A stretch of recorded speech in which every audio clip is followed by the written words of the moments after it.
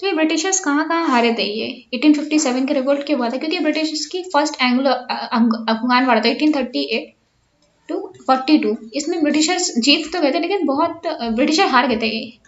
First Anglo Afghan war है 1838 to 42। फिर Anglo Punjab Wars में यहाँ पे बहुत कड़ी की टक्कर दी थी पंजाब वालों ने, कहीं कहीं तो बिल्कुल जीतने ही वाले थे। और फिर क्रीमियन वॉर 1854 टू 56, यहाँ पे बहुत बुरी तरह हारे थे ब्रिटिशर्स।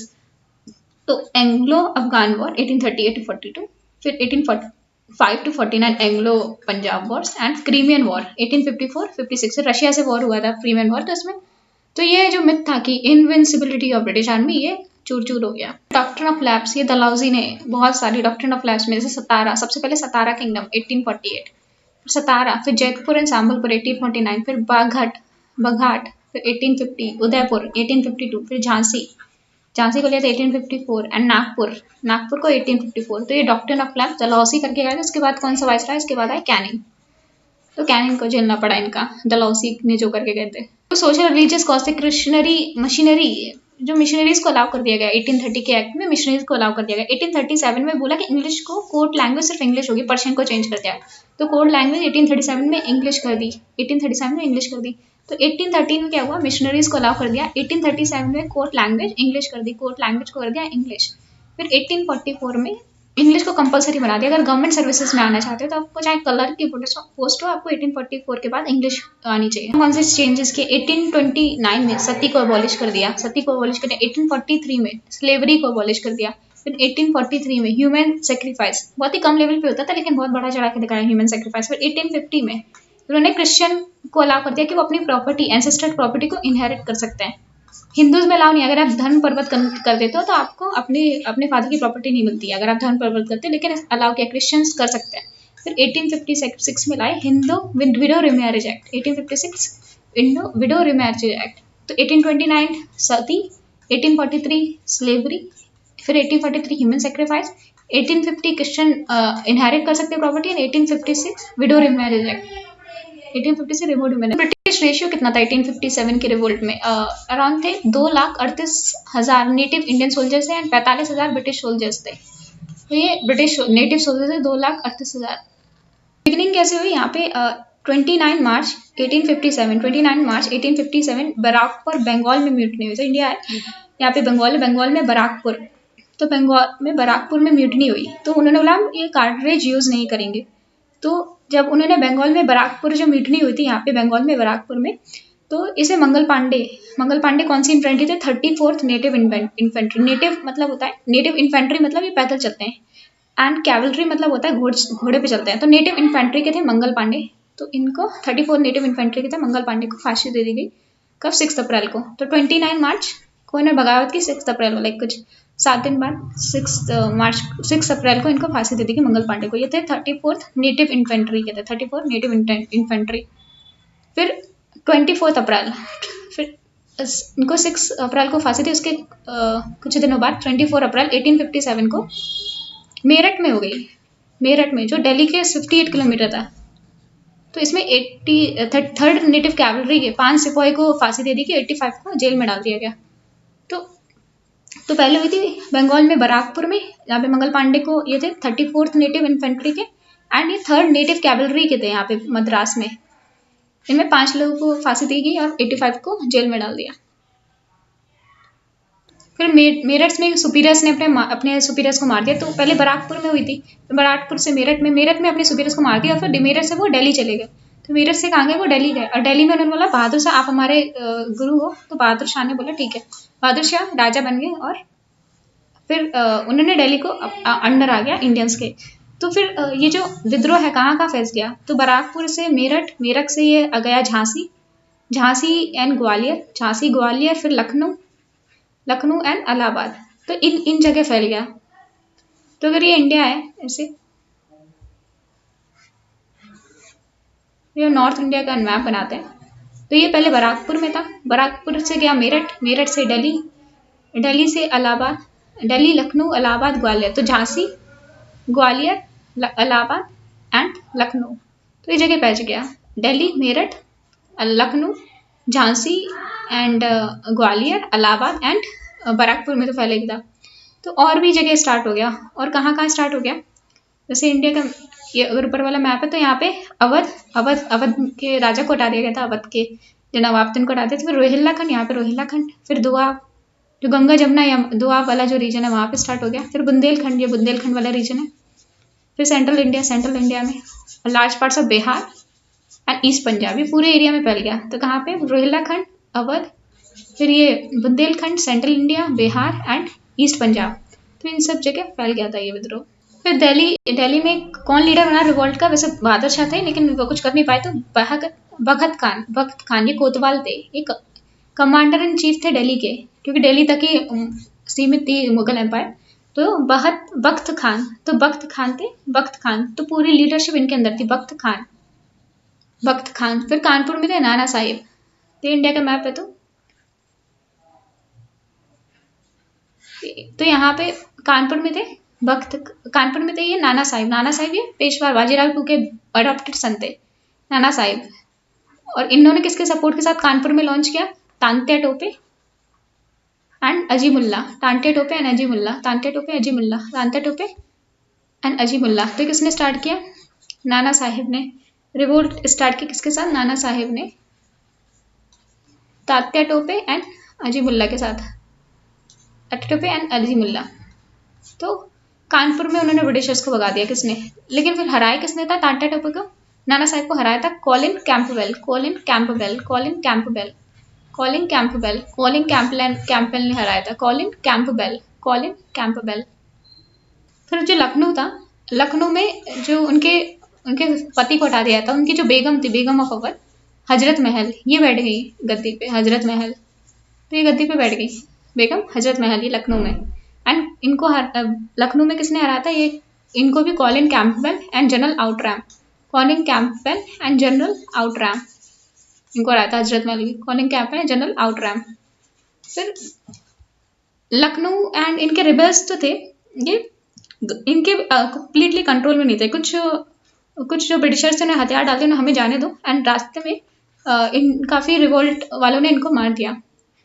तो फिर जब ये वापस आए तो उन्होंने किसी को नहीं छोड़ा, ब्रिटिशर्स ने बहुत लोग, हमारा भिखारी को तक नहीं छोड़ा। फिर नाना साहिब एंड तात्या टोपे को भेजा, नाना साहिब ने तात्या टोपे को कहाँ भेजा, तात्या टोपे को भेजा ये रानी लक्ष्मीबाई के पास, झांसी में भेजा, रानी लक्ष्मीबाई के पास तात्या टोपे ने भेजा, रानी लक्ष्मीबाई के पास किसने भेजा, तात्या टोपे ने। तात्या टोपे झांसी में 20,000 लोगों को भेजा, एंड इनको झांसी में इनको हराया था ह्यूज रोज ने, लक्ष्मीबाई को हराया था ह्यूज रोज। एंड लक्ष्मीबाई का नाम था मणिकर्णिका तांबे।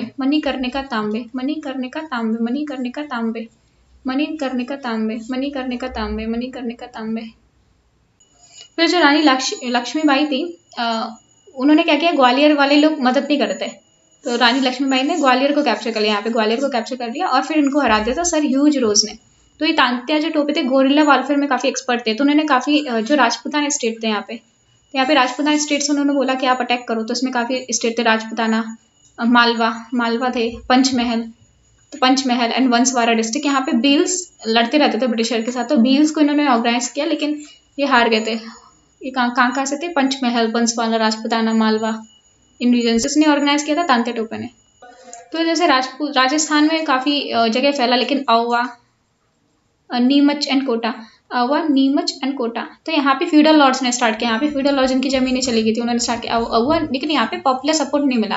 अवध में पॉपुलर सपोर्ट मिल गया, वहाँ पे लोग बहुत नाराज थे, इसलिए औवा, नीमच एंड कोटा। तो फिर क्या था, कोटा में राजस्थान में औवा, नीमच एंड कोटा, फिर काफ़ी फ्यूडल लॉर्ड्स खड़े हो गए। तो बिहार में कौन था, कुंवर सिंह, बिहार में था कुंवर सिंह। तो इंडिया में बिहार में था कुंवर सिंह। एंड फैजाबाद यहाँ पे अवध में, फैजाबाद में थे मौलवी अहमदुल्ला। बिहार में थे कुंवर सिंह, जमींदार थे आरा के, बिहार में जमींदार थे आरा के, और यहाँ पे फैजाबाद में थे मौलवी अब्दुल्ला। दिल्ली कब्जे से बाहर चला गया, तो उन्होंने दिल्ली से अपना जो हेडक्वार्टर कहाँ शिफ्ट किया, इलाहाबाद में, ब्रिटिशर्स ने इलाहाबाद से वो लड़े थे। तो बिहार में कौन था, कुंवर सिंह जो जमादार थे आरा के, और फैजाबाद में मौलवी अमनदुल्ला। तो इलाहाबाद में कौन थे, लियाकत अली,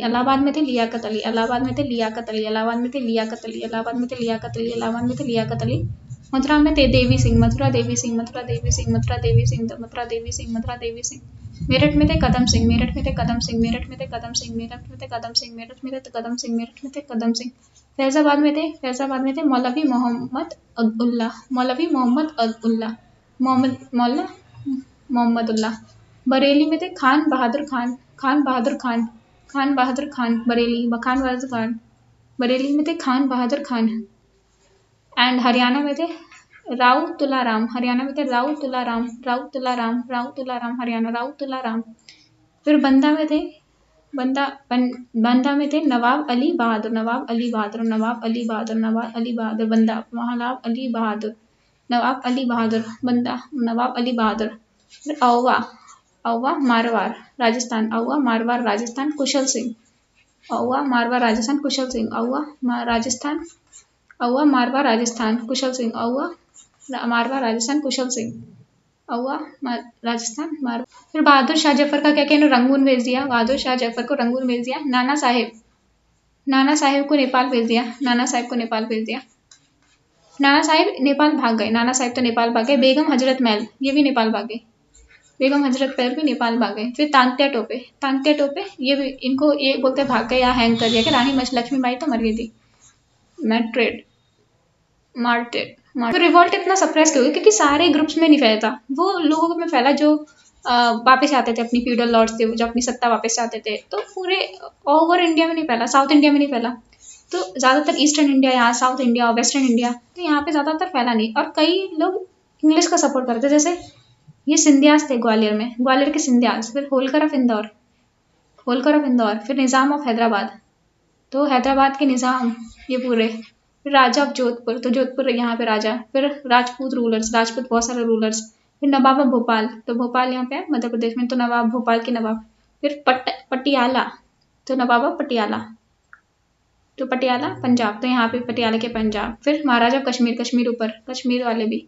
फिर नेपाल के राणाज ऑफ नेपाल, और बहुत सारे बिग जमींदार, ये सब ब्रिटिशर को सपोर्ट कर रहे थे। तो ये सारे इंदौर, होलकर्स, अब ये जोधपुर, राजा जोधपुर, निज़ाम ऑफ हैदराबाद, होलकर ऑफ इंदौर, इंदौर के होलकर्स, एंड ग्वालियर के सिंधियास, and Rana's of Nepal, and फिर Jammu and Kashmir, and Rajput rulers, ये सारे ब्रिटिशर्स के साइड थे। और बड़े बड़े बिग जमींदार सब ब्रिटिशर्स के साइड थे। तो फिर जो एजुकेटेड इंडियंस थे वो सोचते थे ये लोग लड़ रहे हैं या अपनी पुरानी सत्ता चाहते हैं इसलिए लड़ रहे हैं, तो एजुकेटेड इंडियन दूर से ही रहे। फिर मॉडर्न वेपन्स नहीं थे इनके पास, पुअरली ऑर्गेनाइज थे, यूनिटी नहीं थी इनके साथ, प्लानिंग नहीं से अच्छे से, फंड्स नहीं थे इनके पास।